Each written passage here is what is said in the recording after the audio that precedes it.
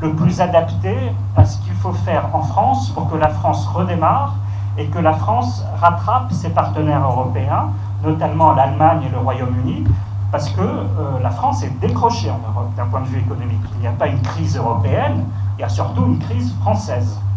Et il faut donc faire ces réformes en France, ces réformes structurelles qui ont été faites ailleurs et que nous avons sans cesse différées. Nous sommes néanmoins dans un climat politique très particulier, assez délétère, et les prévisions sont très, très difficiles à faire, même si, je le répète, la France a besoin d'alternance. Comme toujours, dans ces périodes un peu troublées, l'extrême droite tente de rafler la mise. L'extrême droite n'a pas changé, comme le disait le président Chirac, elle salit et dégrade l'honneur de la France. Ses dirigeants assument sans phare, je le cite, et parfois avec une arrogance, un passé de honte, de lâcheté, de compromission et de trahison. Ne comptez pas sur moi pour avoir la moindre concession avec cette extrême droite-là. Je l'ai dit très souvent, l'extrême droite est mon ennemi, la gauche est mon adversaire. Je ne mets pas les choses sur le même plan. Cette élection présidentielle, une fois qu'elle sera passée, et j'espère qu'elle se passera dans de bonnes conditions, le président qui sera désigné, vote au premier tour le 23 avril, au second tour le 7 mai, aura besoin d'une majorité stable pour conduire les réformes dont notre pays a besoin. Et c'est là que j'arrive aux élections législatives, donc comme je vous le disais tout à l'heure, 4 et 18 juin, elles seront très importantes. En ce qui concerne le Sénégal, vous aurez 7 bureaux de vote dans tout le pays, 5 qui seront situés à Dakar, 3 d'entre eux seront au consulat général, 2 au lycée Mermoz. Il y aura également un bureau à Saly et un bureau à Saint-Louis. Pour certains qui n'habitent pas Dakar, les trajets longs seront à effectuer du fait de l'abandon du vote électronique. Et je pense aussi à nos compatriotes de confession musulmane pour qui la pénibilité sera accrue puisque ce vote a lieu pendant le mois de Ramadan. Le gouvernement a tout fait pour favoriser l'abstention, je le déplore une fois de plus. Quel pourrait être le rôle d'un député des Français de l'étranger, d'un député qui vous représente à l'Assemblée nationale à Paris? Parce qu'effectivement, le député que vous allez élire siégera à Paris, au moins le mardi, mercredi, jeudi, et il aura le reste du temps la tâche de venir vous rencontrer dans chacun des pays de la circonscription, des 16 pays. Mais rassurez-vous, je viendrai plus souvent que ça au Sénégal, parce que le Sénégal est un pays qui compte, qui a une communauté française importante, et donc mon projet, si je suis élu, c'est quand même de venir vous voir 5 à 6 fois par an. À mon avis, le rôle sera double. Il est de porter à l'Assemblée nationale votre parole, vos préoccupations, vos problèmes, et de faire voter des textes de loi qui améliorent votre situation, votre condition de Français qui vivait à l'étranger. Il est aussi, je crois, on ne le dit pas assez souvent, celui d'être un interlocuteur reconnu pour les autorités du pays dans lequel vous résidez, c'est-à-dire pour vous le Sénégal. Donc il y a à la fois une mission politique et je dirais même aussi une petite mission diplomatique. Vous savez qu'un député peut dire les choses, n'est pas astreint à un devoir de réserve comme le sont les diplomates. Voilà. Il est temps pour moi maintenant de vous parler un petit peu des priorités de mon programme pour les Français de l'étranger. Vous avez une petite feuille qui établit les 15 priorités pour moi, mais mon programme complet, diagnostic, mesures, analyse, vous commencerez à le recevoir à partir du mois d'avril par mail. Il y a un document qui fait 20 pages et que j'enverrai assez régulièrement, 2 fois par semaine, parce que je pense que c'est des choses auxquelles il faut réfléchir. Ça fait plusieurs années que je me déplace dans la circonscription et donc ce programme, je l'ai bâti en écoutant ce que les uns et les autres avaient à me dire. Il n'est pas tombé du ciel et j'espère qu'il prendra en compte vos préoccupations. Le mot conducteur de mon programme sera la considération que l'on doit avoir pour les Français de l'étranger, pour leur parcours, pour leurs profils variés, pour les risques qu'ils ont pris en s'expatriant, pour le concours qu'ils ont apporté au développement du pays dans lequel ils résident et les réussites magnifiques que l'on voit très souvent. Je crois que vraiment les pouvoirs publics ne considèrent pas assez les Français de l'étranger. Je l'ai dit, les Français de l'étranger ne sont pas des nantis, ils méritent respect et même admiration. Le point principal, le plus important de mon programme, concernera l'enseignement français à l'étranger. Parce que scolariser ses enfants à l'étranger, quand on est français, c'est un droit, ça ne doit pas être un luxe. Pourtant, depuis 2012, nous assistons à un désengagement continu de l'État dans ce domaine. Le budget alloué à l'enseignement français à l'étranger a baissé de 8% depuis 2012. Le nombre de bourses est largement insuffisant. Et quelle est la conséquence directe de ce désengagement de l'État? C'est que les familles, c'est-à-dire vous contribuez de plus en plus au financement de la scolarité à l'étranger, puisque l'État se retire. Et que donc, je vois par exemple qu'alors que le nombre d'élèves a doublé en 20 ans dans l'enseignement français, la part supportée par les familles est passée de 45% à 70%. Cette situation est inacceptable et il faut mettre un frein à cette dérive, parce que l'enseignement français à l'étranger, c'est vraiment une richesse. Les lycées français à l'étranger sont un instrument de diffusion de la langue et de la culture française. Ils ont une mission d'influence. Je crois qu'ils doivent échapper aux coupes budgétaires que l'on peut parfois faire. Je crois qu'il y a d'autres postes dans le budget de l'État qui méritent d'être amputés plus que celui-là. Quelles seront mes propositions dans le domaine? Déjà, de mieux adapter la carte des établissements français au mouvement des Français à l'étranger. Je prends un exemple. Notre circonscription, la 9e circonscription, est celle qui a connu la plus forte croissance de population française à l'étranger depuis 2012. 35 000 personnes de plus entre 2012 et 2017. C'est un signe de vitalité, bien sûr, mais est-ce que l'on a pour autant ouvert davantage d'établissements français, agrandi les capacités? Pas vraiment. Donc il faudra tenir compte de ces évolutions de la population française.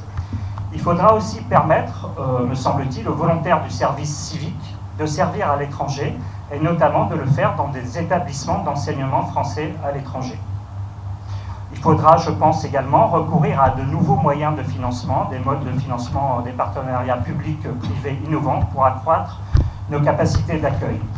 Enfin, je crois qu'il faut aussi assouplir les critères d'homologation. Vous le savez, il y a des critères. L'Agence pour l'enseignement français à l'étranger a un certain nombre de critères à faire respecter quand elle homologue des établissements. Je pense que ces critères sont assez stricts, que parfois on veut la simple décalque à l'étranger de ce qui se fait en France, et que je pense qu'il faut davantage prendre en considération l'environnement local.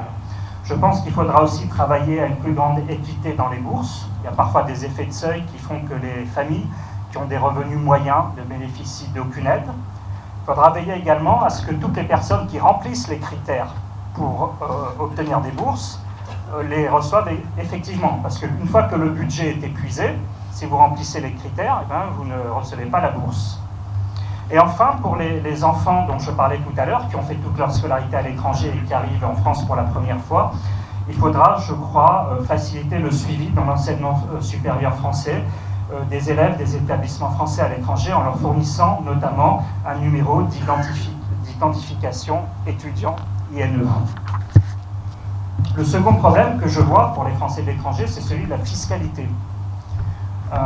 De manière générale, tous les Français ont trinqué pendant le quinquennat de François Hollande, de ce point de vue, mais les Français de l'étranger encore plus que les autres. Puisqu'on vous considère en gros comme des exilés fiscaux. Je veux prendre quelques exemples. L'assujettissement des Français de l'étranger à la CSG et la CRDS, alors que vous avez une couverture spécifique, la CFE, que vous ne bénéficiez pas du régime général de sécurité sociale, et que donc vous assujettir à la CSG et la CRDS est totalement honteux. Et d'ailleurs, le gouvernement français a été condamné à 2 reprises sur le sujet, notamment par la Cour de justice des communautés européennes.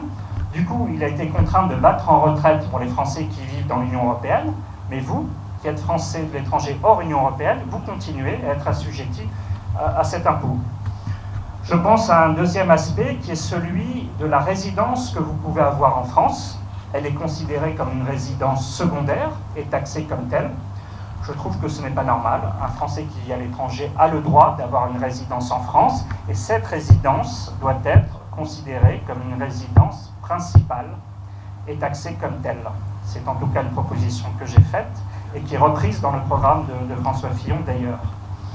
Voilà pour la fiscalité. Je crois que ce sont les thèmes qui préoccupent le plus. Un autre thème que je vois est celui de la simplification des relations avec l'administration consulaire. Vous le savez, la France dispose du 3e réseau diplomatique à l'étranger. Nous avons environ 230 postes consulaires de par le monde, ce qui est un beau chiffre. Mais depuis quelque temps, il y a une certaine rationalisation, comme on dit, des effectifs à l'étranger, et on constate qu'un certain nombre de consulats sont fermés. Il y en a eu 16 pendant ce quinquennat qui ont été fermés à l'étranger.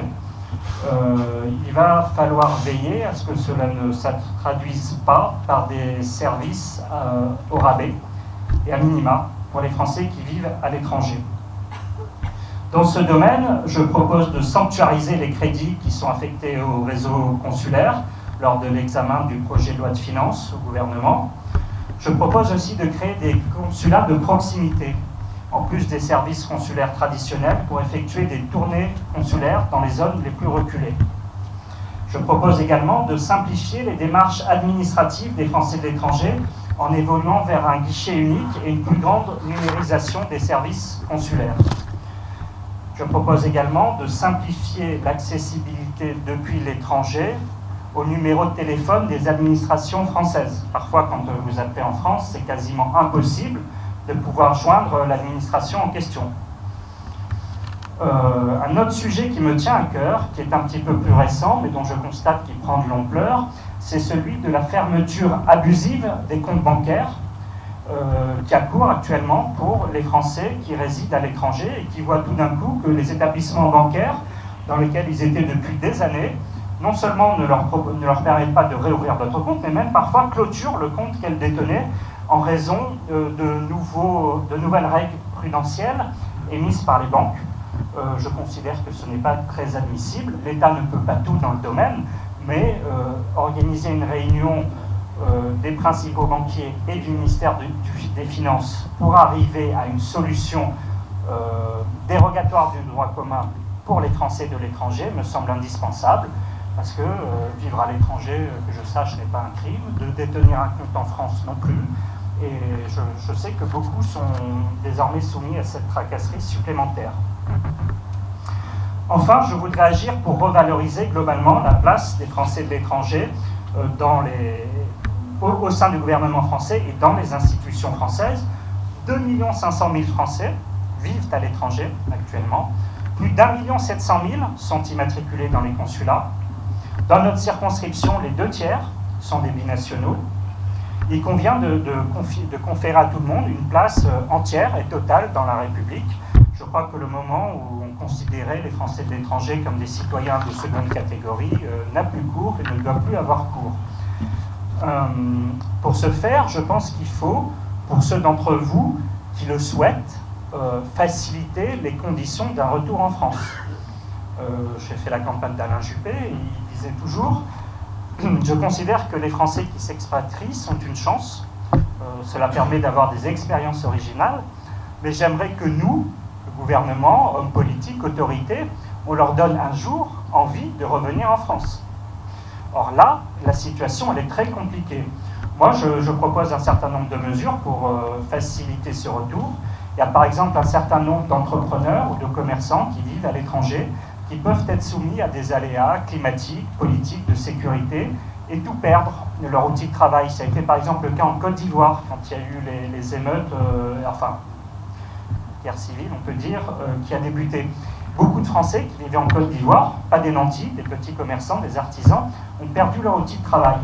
Et actuellement, il n'y a pas de dispositif d'assurance qui permette de se prémunir contre ce risque, ou alors à des coûts prohibitifs. Moi, je propose qu'un grand groupe d'assurance français garantisse ces risques, éventuellement avec une garantie de l'État pendant les premières années pour que le système soit rentable. Ça me semble important. Je pense aussi qu'il faut...